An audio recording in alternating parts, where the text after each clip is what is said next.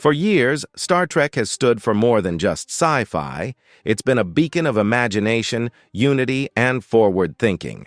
Behind every starship mission are the faces that made it unforgettable, bold, layered, and often just as real and flawed as the actors behind them. In today's video, we're revisiting the legends who didn't just act in Star Trek, they became part of its legacy, carving their way into pop culture and our memories. Did any of these characters strike a chord with you? Drop a 1 in the comments if they did, or a 0 if they didn't quite hit the mark. Either way, I'd love to hear your take. And as always, if you're enjoying this journey, be sure to hit like and subscribe so we can keep exploring the galaxy together. Let's jump in. Leonard Simon Nimoy, born on March 26, 1931 in Boston, Massachusetts, became one of Hollywood's most iconic figures, best remembered for bringing Spock to life in Star Trek. As a half-Vulcan, half-human officer, Spock quickly became a cornerstone of the Star Trek legacy. With his calm presence, razor-sharp logic, and enduring sense of reason, Spock stood out, yet he also wrestled with intense inner struggles. Leonard Nimoy masterfully captured that duality, bringing depth and nuance to the role.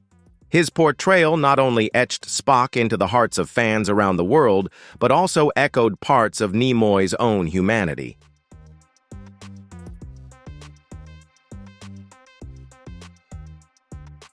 In 1991, at age 60, Leonard Nimoy made a powerful return as Ambassador Spock in Star Trek The Next Generation, appearing in the two-part Special Unification EY and Unification 2. This moment marked a major milestone in his career, a legendary comeback after years away from the role. But Nimoy's contributions to the Star Trek universe didn't stop at acting. He directed Star Trek IV The Voyage Home, 1986, and the hit comedy Three Men and a Baby, 1987, both earning him acclaim behind the camera. Over a career spanning more than 6 decades, Nimoy wore many hats, actor, director, writer, and visual artist, and left a meaningful legacy in every creative field he touched.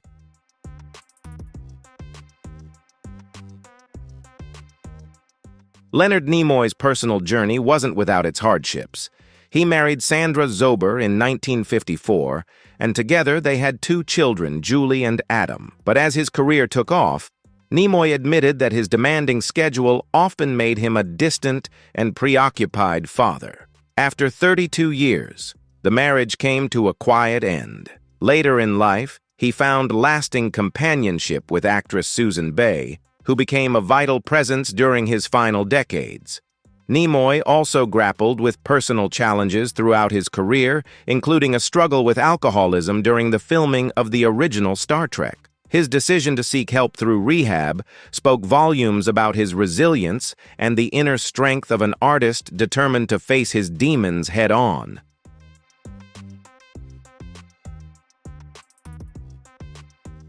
Leonard Nimoy passed away on February 27, 2015, at his home in Brentwood, Los Angeles, after a long battle with chronic obstructive pulmonary disease, COPD, a condition linked to his earlier years of smoking.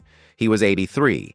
At the time of his passing, his net worth was estimated at around $45 million, a reflection of more than 6 decades devoted to the arts. His return in the rebooted Star Trek films, first in 2009, and again in Star Trek Into Darkness 2013, gave fans a deeply emotional farewell. And with the iconic phrase, "Live long and prosper," Nimoy left behind more than a catchphrase. He left a timeless message of resilience, hope, and enduring legacy for generations of fans to carry forward.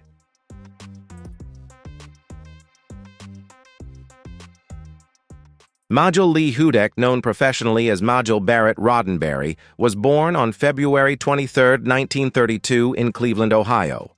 At 55, she took on the memorable role of Ambassador Lwaxana Troi in Star Trek The Next Generation, a vibrant, outspoken betazoid, and the mother of Counselor Deanna Troi. Lwaxana embodied emotional expression in a universe often ruled by logic and restraint.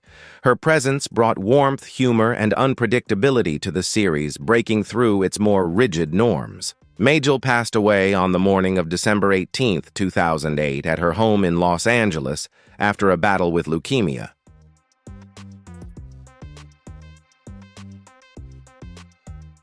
Majel Barrett Roddenberry lived to be 76 years old. Her net worth was estimated at around $10 million, much of it earned from her iconic role as the voice of the Starfleet computer, a part she played in nearly every Star Trek series from 1966 all the way through 2023, setting an extraordinary record. After her passing, a portion of her ashes, along with those of her husband Gene Roddenberry, the creator of Star Trek, were launched into space aboard Celestis' Enterprise flight on January 8, 2024. It was a fitting tribute, one that captured the true spirit of Star Trek, sending them into the very cosmos they once imagined. Off-screen, Majel's love life had its share of drama. While working as a supporting actress on the TV show The Lieutenant, she began a romantic relationship with Gene Roddenberry, even though he was still married at the time.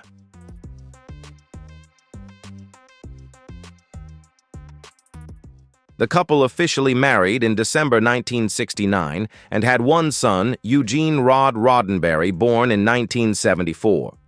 After Gene's passing in 1991, Majel not only inherited the Star Trek legacy, but also earned the title First Lady of the Galaxy. Behind the scenes, she held considerable influence and was known for her strength, determination, and unwillingness to forgive disloyalty.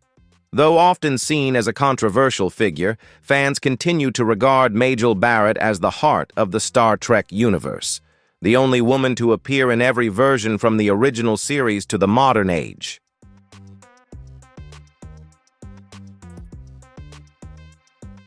Patricia Sue Yasutake, born on September 6, 1953 in Gardena, California, first stepped into the role of Nurse Alyssa Ogawa on Star Trek The Next Generation in 1990 at the age of 37. As a compassionate and steadfast nurse aboard the Enterprise D, Ogawa stood out as a rare and meaningful portrayal of a strong, gentle, and resilient Asian woman in a genre that often overlooked actors from minority backgrounds. Patty passed away on August 5, 2024, at UCLA Santa Monica Medical Center after a long and courageous fight with a rare form of T-cell lymphoma.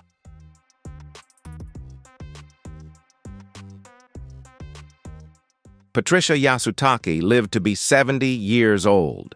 Her net worth was estimated at around $2 million, mainly from her TV roles and contributions to the Star Trek legacy.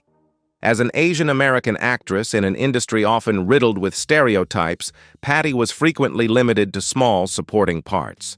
Her brief marriage in the early 1990s ended quietly amid rumors of emotional abuse, though she never publicly addressed them. Many believe she battled depression for years, partly due to a career that didn't reach the heights she hoped for, and partly because she remained closely tied to her Nurse Ogawa role in the public eye. Still, despite the modest screen time, her presence made a lasting impact, especially for Asian audiences hungry for genuine representation on television.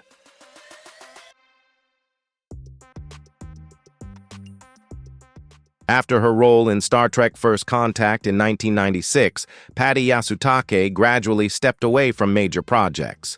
She made occasional guest appearances on shows like Boston Legal and appeared in a handful of independent films before quietly disappearing from Hollywood altogether. There were no farewell interviews or public goodbyes. She slipped away like a star, fading softly into the night, leaving behind a subtle but felt sense of loss. Her passing in 2024 was a quiet yet poignant reminder that some of the most meaningful contributions to the arts are the ones made quietly without fanfare, but deserving of recognition all the same. Andreas Katsoulis, born Andrew Constantine.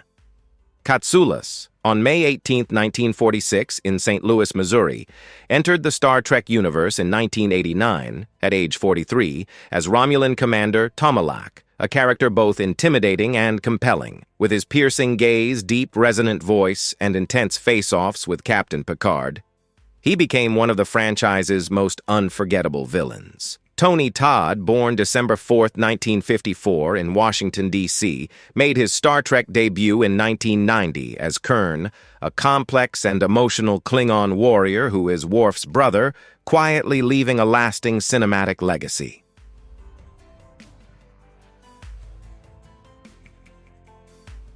Standing tall with a distinctive deep voice and remarkable acting talent, Tony Todd brought Kurn to life not just as a warrior, but as a man torn between honor and family. He passed away on November 6, 2024 at age 69 after a private long battle with stomach cancer. Despite his illness, Tony completed 2 final projects: Final Destination Bloodlines and Indiana Jones and The Great Circle, both dedicated to his memory. At the time of his passing, his net worth was estimated around $10 million earned through decades of work across film, television, and voice acting. Notably, his performance as Venom in Marvel's Spider-Man 2 video game earned him a prestigious award nomination.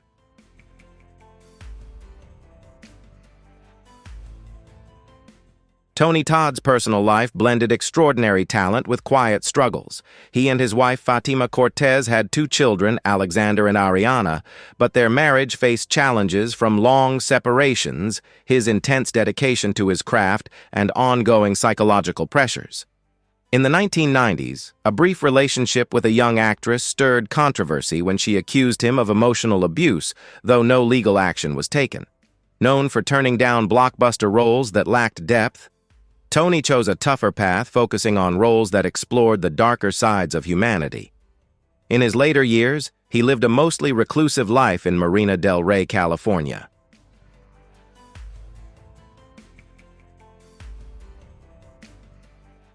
Despite the ups and downs in his personal life, his legacy endures, especially in horror and science fiction, where he became more than an actor. He became a memorable Star Trek legend. He passed away on February 13, 2006 in Los Angeles after a year-long battle with lung cancer. A heavy smoker, he was diagnosed with terminal cancer just a year before his death at age 59.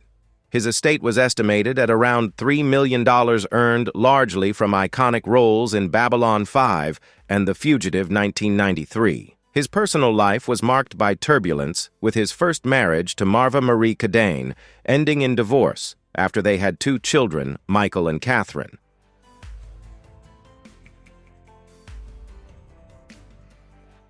Family members remembered Andreas as a gentle but often distant father, especially during his battles with alcoholism. He once lived in New York and was part of the International Theater Company led by legendary director Peter Brook, performing in unconventional venues like mental hospitals, prisons, open-air markets in Venezuela, and even a quarry in Australia. This was the life of a true artist, fully committed to his craft, unafraid of hardship, always digging for the depth in his characters rather than chasing superficial fame. His role as Frederick Sykes, the one-handed killer in The Fugitive, marked a breakthrough that showcased his talent to mainstream audiences. Despite the highs and lows, his work captured the very essence of an artist's brilliance shining through darkness.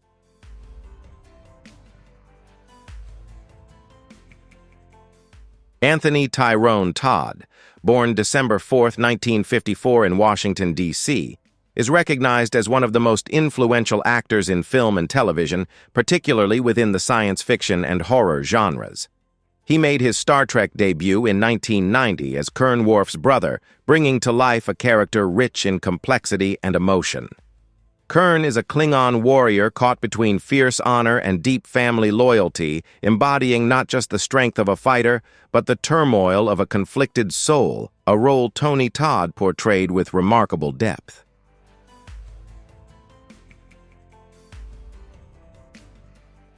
With his tall stature, distinctive deep voice, and masterful acting skills, Tony Todd left a lasting impact, bringing depth and complexity to every role he played. On November 6, 2024, he passed away at age 69 after a long private battle with stomach cancer. Despite his illness, Tony completed 2 final projects, Final Destination Bloodlines and Indiana Jones, and The Great Circle, both dedicated to his memory. At the time of his passing, his net worth was estimated at around $10 million earned through decades of work in film, television, and voice acting.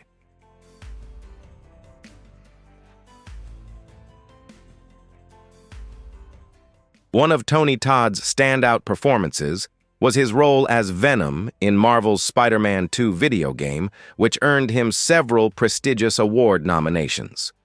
But his legacy goes beyond high-profile roles. It's defined by the choices he made. Tony often turned down blockbuster parts that lacked emotional depth, instead seeking roles that challenged him and delved into the darker aspects of human nature. Though he could have easily reached A-list stardom, he chose the tougher path, becoming an artist who truly embodied the shadows within his characters. Behind the scenes, Tony's life was a blend of remarkable talent and quiet struggle.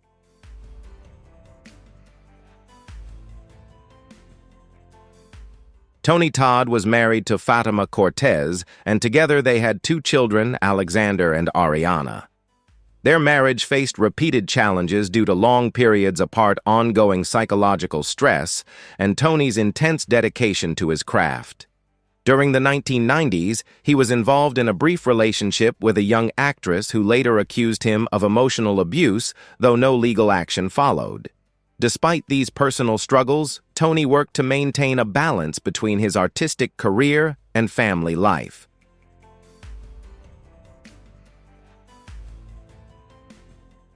In his later years, Tony Todd lived a mostly reclusive life in Marina del Rey, California, but his legacy in horror and science fiction continues to shine brightly. More than just a talented actor, he became a legend, cherished by fans of these genres. His impact extended beyond his performances, reflecting his deep dedication and passion for his craft. Through a series of unforgettable roles and inspiring stories behind the scenes, Tony Todd secured his place as an irreplaceable icon for audiences who love horror and sci-fi films.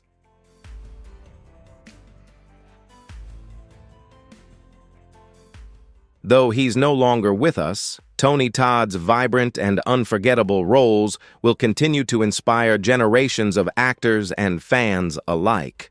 His life story stands as a powerful example of resilience and determination. Despite personal and professional hurdles, he never gave up.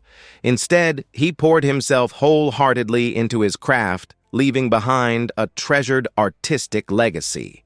With courage and exceptional talent, Tony Todd showed us all that no matter how tough life gets, we can rise above and make a lasting impact. What are your thoughts on Tony Todd's journey? If you're inspired, drop a 2 in the comments. If you're not quite moved, leave a 5. And don't forget to like this video and subscribe to the channel so you don't miss the next stories.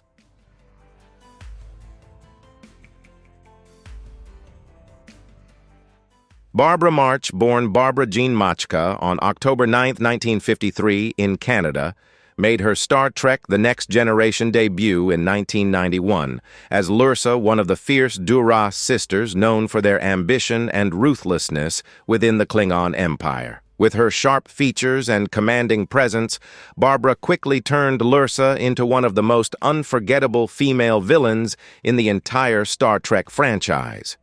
Her portrayal not only symbolized female power within the Star Trek universe, but also showcased the artistry of a seasoned stage actress.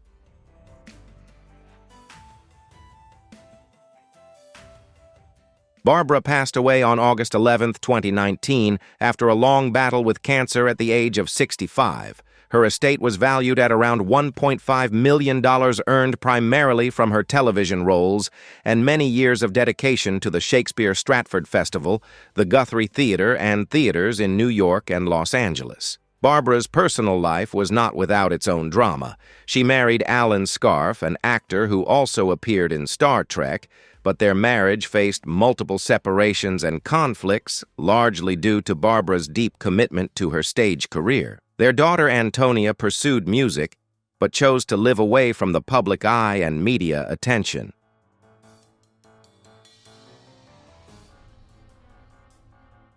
In the late 1990s, Barbara poured her heart into the one-woman play, The Raising of Charlotte Brontë, but the financial failure of the project sent her into a deep crisis.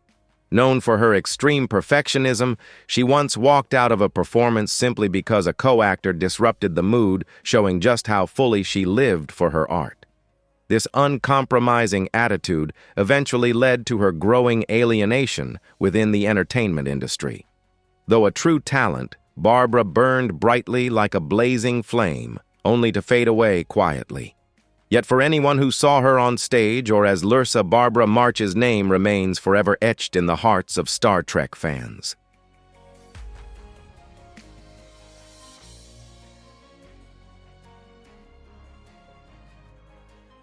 George Murdoch, born George Samuel Jr. on June 25, 1930 in Salina, Kansas, joined Star Trek The Next Generation in 1990 at age 60, playing Admiral J.P. Hansen, a senior officer leading the fight against the relentless Borg. With his stern demeanor and warm, deep voice, he appeared in one of the series' most intense episodes, leaving a lasting impression on science fiction fans. George passed away on April 30, 2012 in Burbank, California, after a battle with cancer at the age of 81.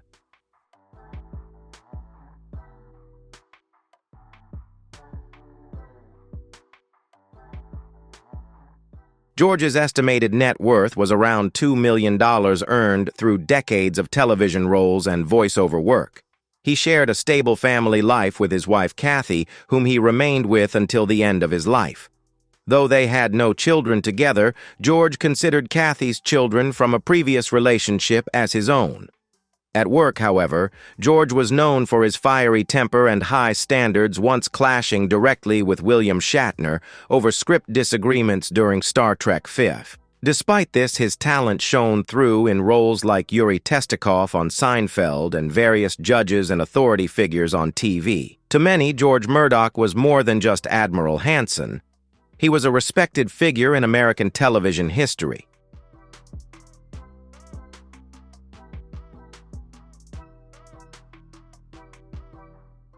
David Warner, born on July 29, 1941 in Manchester, England, is best remembered for his role as Gul Madred, the Cardassian officer known for psychological torture in the iconic Star Trek The Next Generation episode Chain of Command. His unforgettable line, "There are four lights," has become a powerful symbol of resistance in popular culture. David passed away on July 24, 2022, just days before his 81st birthday, following a long battle with cancer.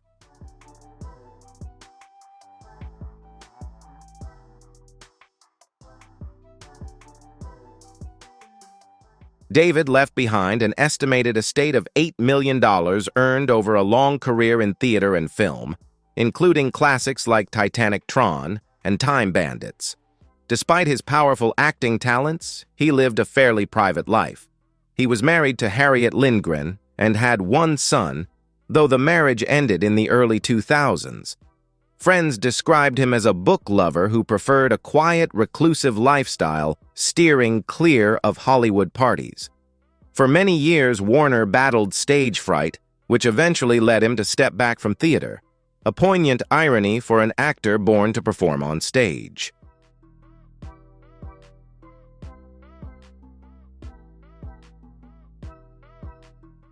Although widely praised by critics, David often struggled with self-doubt, once admitting acting feels more like torture than a joy. In his later years, he lived quietly in Northwood, London, continuing to work in voice acting and audiobooks until his health declined. His portrayal of Gul Madred remains one of the most psychologically complex performances in the entire Star Trek universe.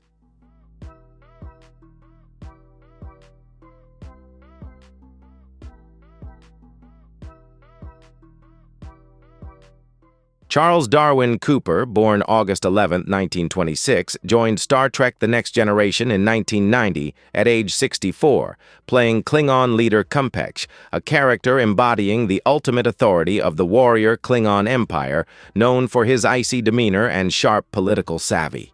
He passed away on November 29, 2013 at 87, with the cause of death undisclosed, which added to the sense of loss among fans. He left behind an estate estimated at around $1 million earned mostly from television work and roles in various science fiction series.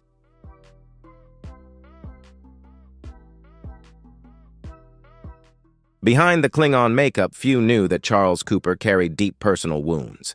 He had a strained relationship with his son, who publicly accused him of being controlling and emotionally distant.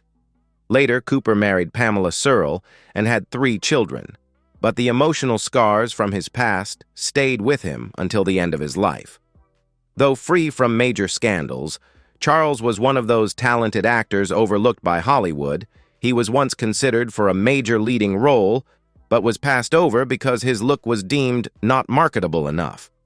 He quietly stepped away from the spotlight, leaving fans with a feeling of unfinished business and deep regret.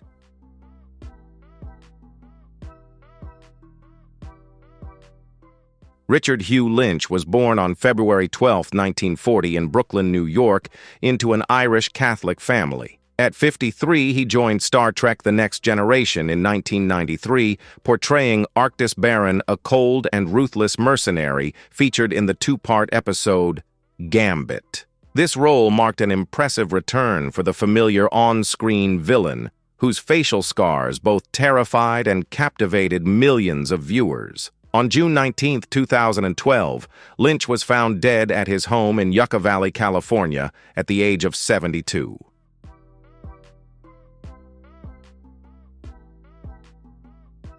Richard Lynch's body was found alone in his kitchen several days after his death, when a friend came to check on him. The cause was ruled as a heart attack. At the time, his net worth was estimated at about $1 million, built from over 160 roles in film and television, including The Sword and the Sorcerer, 1982, which earned him a Saturn Award for Best Supporting Actor, and Invasion USA, 1985, where he starred opposite Chuck Norris. Lynch's life was a story of tragedy and redemption. In 1967, while under the influence of PCP, he accidentally set himself on fire in New York's Central Park, suffering burns over 70% of his body. This horrific event left him with permanent scars, but also motivated him to quit drugs and pursue acting seriously at the Actors Studio.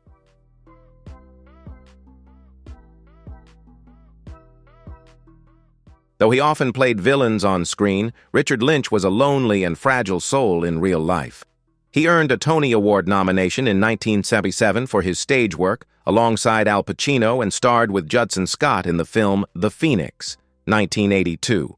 Yet his later years were marked by broken marriages, the loss of his only son Christopher to pneumonia in 2005, and growing distance from friends, which led him to live in isolation.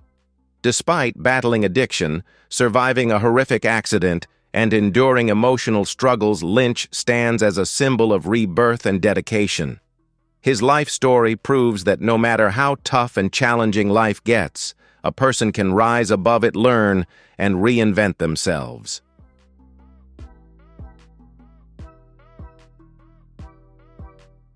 Malachi Throne was born on December 1st, 1928 in New York. At age 63, he took on the role of Romulan Senator Pardek in Star Trek: The Next Generation's 1991 2-part episode Unification. His portrayal of this treacherous and intimidating character left a strong impression on viewers and helped turn the political spy storyline into a memorable part of the series. On March 13, 2013, Throne passed away at his home in Brentwood, California, after a long battle with lung cancer. He was 84 years old. At the time of his death, his net worth was estimated at about $1.5 million, a modest amount, considering his lengthy and accomplished career. Throne's personal life, however, was marked by its share of challenges.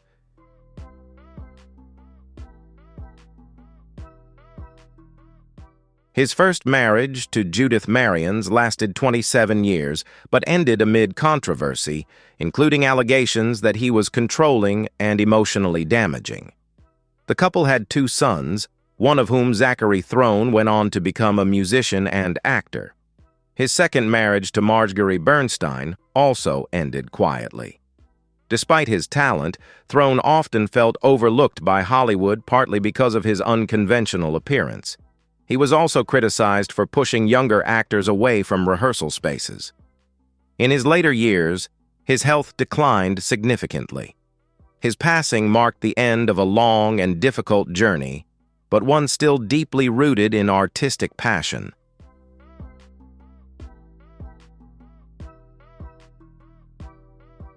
Georgia Brown, born Lillian Clare. Clot, on October 21, 1933, in the impoverished East End of London, became a notable figure in the entertainment world. In 1990, at age 57, she appeared in Star Trek: The Next Generation, portraying Helena Rodchenko, the kind-hearted foster mother of Worf, the only Klingon warrior in the United Federation of Planets. In the series, Helena is a compassionate woman who loves her adopted son as her own, offering a deeply human perspective in the vast, cold universe. Though she appeared in only 2 episodes, her portrayal left a lasting impact thanks to the tenderness and emotional depth Georgia Brown brought to the role.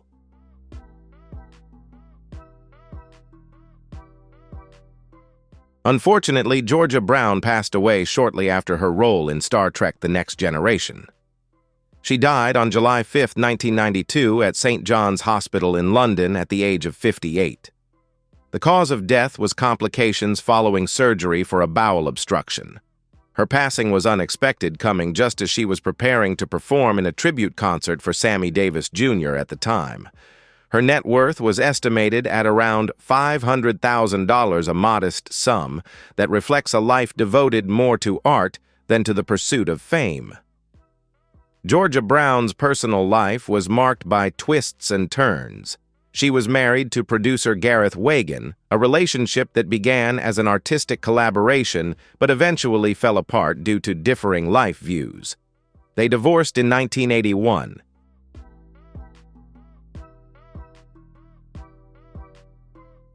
Georgia Brown had 1 son and lived a quiet life away from the public eye. Beyond her famous role as Nancy in the musical Oliver 1960, which brought her acclaim in both the UK and on Broadway, she also took part in musicals such as A Little Night Music and appeared frequently on British television. After her divorce from Gareth Wagan, she battled depression, but never lost her love for music. In her later years, she dedicated herself to composing, producing, and performing in intimate concerts, as if that was her way to heal emotional wounds. Though a Jewish woman once dismissed by Hollywood for not fitting their beauty standards, she ultimately became the one who infused warmth and feeling into the cold expanse of the universe.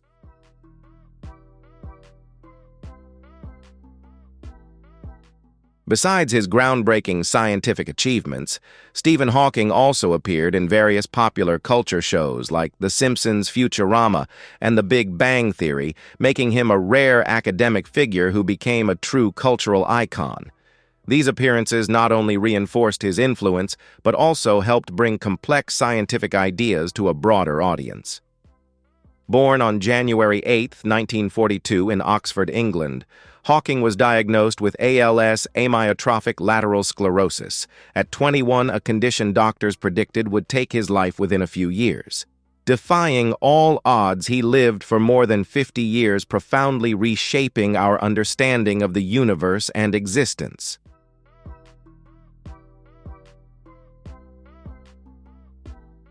Stephen Hawking was renowned not only for his groundbreaking discoveries about the universe, but also for his extraordinary determination. He defied the limitations of his body and mind to become one of the most influential scientists of his era. On March 14, 2018, Hawking passed away at the age of 76. At the time of his death, his net worth was estimated to be around $20 million earned not through inventions or patents, but mainly from his books, academic papers, and public lectures. His life story is more than that of a brilliant scientist. It serves as a powerful testament to resilience, self-belief, and the incredible strength of the human spirit.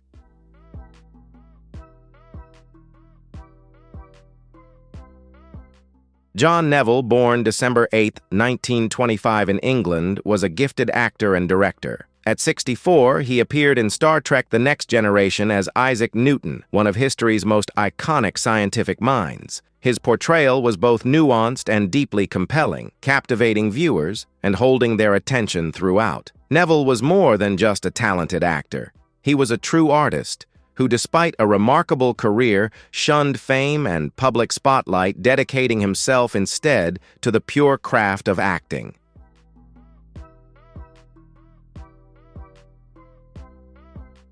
He was a man deeply passionate about his craft, fully immersed in every role he played, never turning his back on the arts. His life was a testament to how creativity and art can enrich our existence and express profound human truths. John Neville passed away on November 19, 2018, at the age of 93 after a prolonged illness. Though he is no longer with us, his performances, particularly in Star Trek, continue to inspire and influence countless audiences and artists across generations.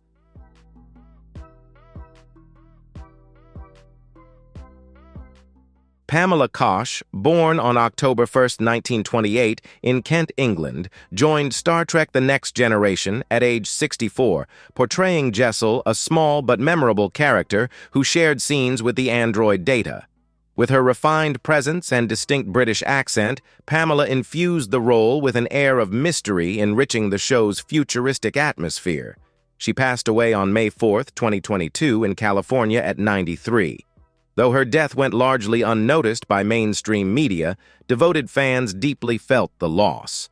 After decades dedicated to the arts, Pamela lived quietly, never chasing fame, but always living with heartfelt passion.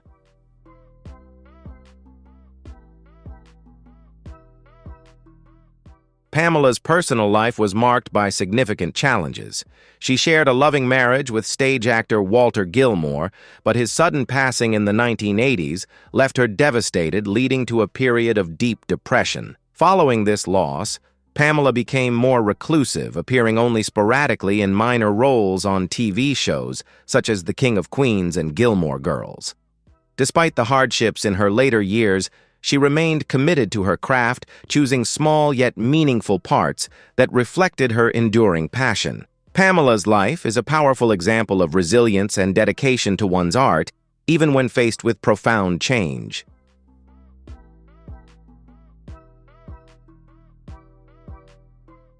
Every actor, whether gone or still with us, carries a powerful and inspiring life story. They aren't just faces on the screen. They're real people with unique journeys. Through their roles, they've left lasting impressions, teaching us about resilience, transformation, and the strength of the human spirit. These artists' stories remind us that beneath Hollywood's glitter lies everyday life, filled with struggles and inevitable losses. Yet it's precisely those experiences that shaped them into cultural icons, inspiring generations to come. So who's your favorite Star Trek character? Drop your thoughts in the comments below. And don't forget to like and subscribe for more captivating tales about Star Trek legends and other unforgettable film icons.